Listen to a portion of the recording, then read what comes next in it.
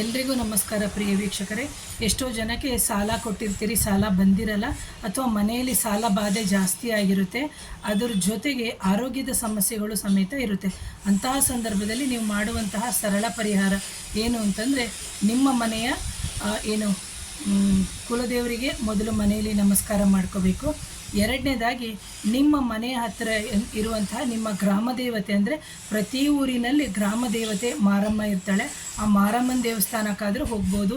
ಇಲ್ಲದಿದ್ದರೆ ಕಾಳಿ ಗುಡಿ ಅಥವಾ ಕಾಳಿಯಮ್ಮನ ದೇವಸ್ಥಾನ ಅಥವಾ ಭದ್ರಕಾಳಿ ಆಗಿರ್ಬೋದು, ಈ ಥರ ಕಾಳಿಕಾದೇವಿ ದೇವಸ್ಥಾನ ಅಂತ ಏನಿದೆ ಆ ದೇವಸ್ಥಾನಕ್ಕೆ ಹೋಗಿಬಿಟ್ಟು ನೀವೇನು ಮಾಡಬೇಕು ಅಂತಂದರೆ, ಹೋಗುವ ಮುನ್ನ 2 ಶುದ್ಧವಾದ ಹಣತೆಯನ್ನು ತೊಗೊಂಡು ಹೋಗಬೇಕು. ಸಾಧ್ಯ ಆದರೆ ತುಪ್ಪ ಹಚ್ಚಿ, ಇಲ್ಲಾಂದರೆ ಎಣ್ಣೆಯ ದೀಪವನ್ನು ಹಚ್ಚಬೇಕು. ಆ ನಂತರದಲ್ಲಿ ಮೊದಲಿಗೆ ಒಂದು ತಟ್ಟೆ ತಗೊಳ್ಳಿ. ಆ ತಟ್ಟೆಯ ಮೇಲೆ ಅಕ್ಕಿಯನ್ನು ಹರಡಬೇಕು. ಹರಡಿದ ನಂತರ ನೀವೇನು ಮಾಡಬೇಕು, ಅದರ ಆರಂಭ ಮಾಡೋಕ್ಕಿಂತ ಮುಂಚೆ ಬಲಗೈಯಲ್ಲೇ, ಅಂದರೆ ಬಲಗಡೆ, ಅಂದರೆ ಕೈಯಲ್ಲಿ ಬಲಗೈಯಲ್ಲೇ ಬರಿತೀವಲ್ವಾ, ಅಂದರೆ ಬಲಗಡೆಯಿಂದ ಶುರು ಮಾಡಿ.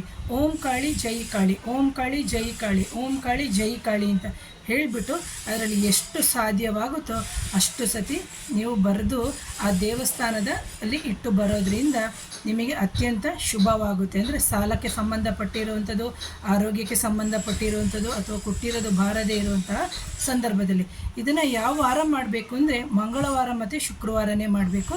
ಬೇರೆ ದಿನದಲ್ಲಿ ಮಾಡುವಂತಹ ಅವಶ್ಯಕತೆ ಇಲ್ಲ, ಕ್ರಮವೂ ಇಲ್ಲ.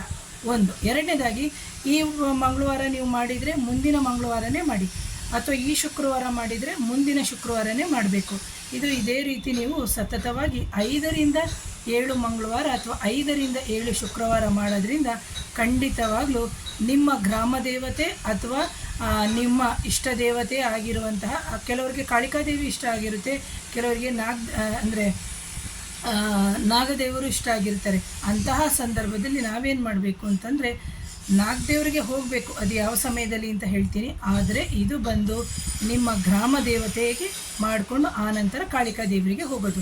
ಅಕಸ್ಮಾತು ನಮ್ಮ ಮನೆಯಲ್ಲಿ ಅಕ್ಕಪಕ್ಕದಲ್ಲಿ ಎಲ್ಲೋನೂ ನಮಗೆ ತುಂಬ ದೂರ ಅಂತ ಹೇಳಿದಂತಹ ಸಂದರ್ಭದಲ್ಲಿ ನೀವೇನು ಮಾಡಬೇಕು, ನಿಮ್ಮ ಮನೆಯ ಹತ್ತಿರ ಇರುವಂತಹ ಅರಳಿ ಮರ ಏನಂತೆ, ಅರಳಿ ಮರಕ್ಕೆ ಮೊದಲು ನಾಗದೇವರಿಗೆ ಹೋಗಿ ಪ್ರದಕ್ಷಿಣೆ ಮಾಡಿ ನಮಸ್ಕಾರ ಮಾಡಿಕೊಂಡು ಆನಂತರದಲ್ಲಿ ಕಾಳಿಕಾದೇವಿ ದೇವಸ್ಥಾನಕ್ಕೆ ಹೋದ್ರೂ ಅತ್ಯಂತ ತಡೆಯಾಗಿರುವಂತಹ ನಿಮ್ಮೆಲ್ಲ ಕೆಲಸಗಳು ನಿವಾರಣೆ ಆಗ್ತಾ ಬರ್ತದೆ ಪ್ರಿಯ ವೀಕ್ಷಕರೇ.